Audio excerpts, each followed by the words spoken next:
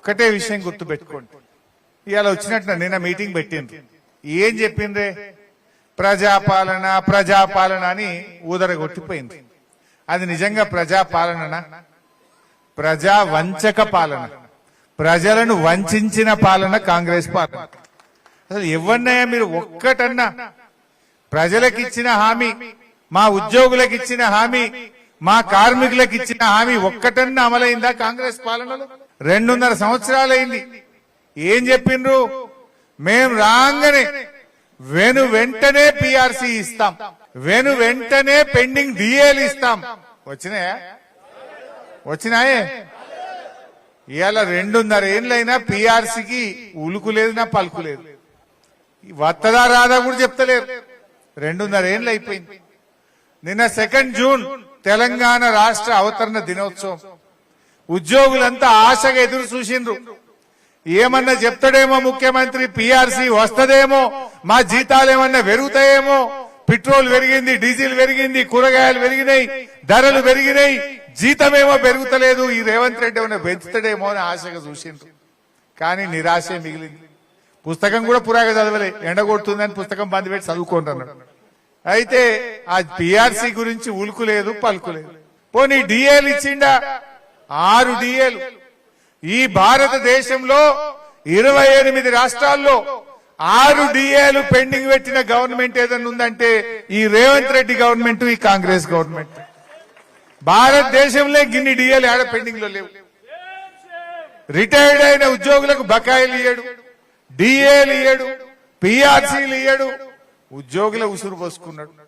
అంటే సింగరేణి కార్మికులకు మోసం, ఆశా అంగన్వాడీ కార్మికులకు మోసం, జిహెచ్ఎంసీ కార్మికులకు మోసం, ఆర్టీసీ కార్మికులకు మోసం, మా హెచ్ఎండిఎస్ కార్మికులకు మోసం. మోసమే కాంగ్రెస్ నైజం. ఇలా అన్ని వర్గాలను కూడా కాంగ్రెస్ మోసం చేసింది. మోసపూరిత ఈ కాంగ్రెస్ కు బుద్ధి చెప్పాలంటే ప్రశ్నించే గొంతు కావాలి. ఆ గొంతే మన రాంబాబు గారు. మీరు రాంబాబుని గెలిపించండి. రాంబాబు గెలవడం అంటే మేమందరం కూడా మీతో ఉన్నాం. రాంబాబు ఉన్నాడంటే హరీష్ అన్న ఉన్నట్టే, రాంబాబు ఉన్నాడంటే శ్రీనివాస్ యాదవ్ అన్న ఉన్నట్టే, రాంబాబు ఉంటే మా మహమూద్ అలీ సాబ్ ఉన్నట్టు, రాంబాబు ఉంటే పల్లా రాజేశ్వర రెడ్డి ఉన్నట్టు.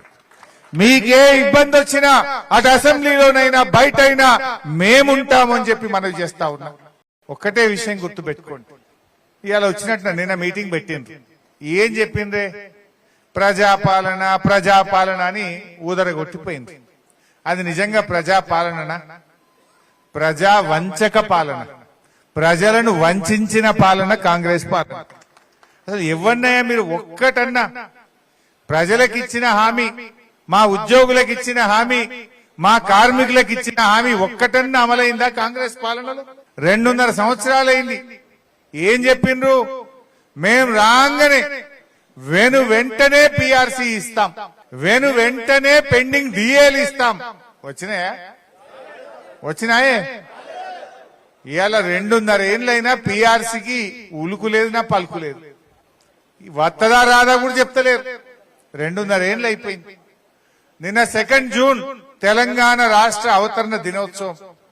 ఉద్యోగులంతా ఆశగా ఎదురు చూసిండ్రు. ఏమన్నా చెప్తాడేమో ముఖ్యమంత్రి, పిఆర్సీ వస్తదేమో, మా జీతాలు ఏమన్నా పెరుగుతాయేమో. పెట్రోల్ పెరిగింది, డీజిల్ పెరిగింది, కూరగాయలు పెరిగినాయి, ధరలు పెరిగినాయి, జీతమేమో పెరుగుతలేదు. ఈ రేవంత్ రెడ్డి ఏమన్నా పెంచుతాడేమో అని ఆశగా చూసిండ్రు. కానీ నిరాశే మిగిలింది. పుస్తకం కూడా పురాగా చదవలే, ఎండగొడుతుందని పుస్తకం బంద్ పెట్టి చదువుకుంటున్నాడు. అయితే ఆ పిఆర్సీ గురించి ఉలుకు లేదు, పలుకు లేదు. పోనీ డిఏలు ఇచ్చిండా? 6 డిఏలు. ఈ భారతదేశంలో 28 రాష్ట్రాల్లో 6 డిఏలు పెండింగ్ పెట్టిన గవర్నమెంట్ ఏదైనా ఉందంటే ఈ రేవంత్ రెడ్డి గవర్నమెంట్, ఈ కాంగ్రెస్ గవర్నమెంట్. భారతదేశంలో గిన్ని డిఏలు ఆడ పెండింగ్ లో లేవు. రిటైర్డ్ అయిన ఉద్యోగులకు బకాయిలు ఇయ్యడు, డిఏలు ఇయ్యడు, పిఆర్సీలు ఇయ్యడు. ఉద్యోగుల ఉసురు పోసుకున్నాడు. అంటే సింగరేణి కార్మికులకు మోసం, ఆశా అంగన్వాడీ కార్మికులకు మోసం, జిహెచ్ఎంసీ కార్మికులకు మోసం, ఆర్టీసీ కార్మికులకు మోసం, మా హెచ్ఎండిఎస్ కార్మికులకు మోసం. మోసమే కాంగ్రెస్ నైజం. ఇలా అన్ని వర్గాలను కూడా కాంగ్రెస్ మోసం చేసింది. మోసపూరిత ఈ కాంగ్రెస్ కు బుద్ధి చెప్పాలంటే ప్రశ్నించే గొంతు కావాలి. ఆ గొంతే మన రాంబాబు గారు. మీరు రాంబాబుని గెలిపించండి. రాంబాబు గెలవడం అంటే మేమందరం కూడా మీతో ఉన్నాం. రాంబాబు ఉన్నాడంటే హరీష్ అన్న ఉన్నట్టే, రాంబాబు ఉన్నాడంటే శ్రీనివాస్ యాదవ్ అన్న ఉన్నట్టే, రాంబాబు ఉంటే మా మహమూద్ అలీ సాబ్ ఉన్నట్టు, రాంబాబు ఉంటే పల్లా రాజేశ్వర్ రెడ్డి ఉన్నట్టు. మీకే ఇబ్బంది వచ్చినా అటు అసెంబ్లీలోనైనా బయటైనా మేముంటామని చెప్పి మనవి చేస్తా ఉన్నాం.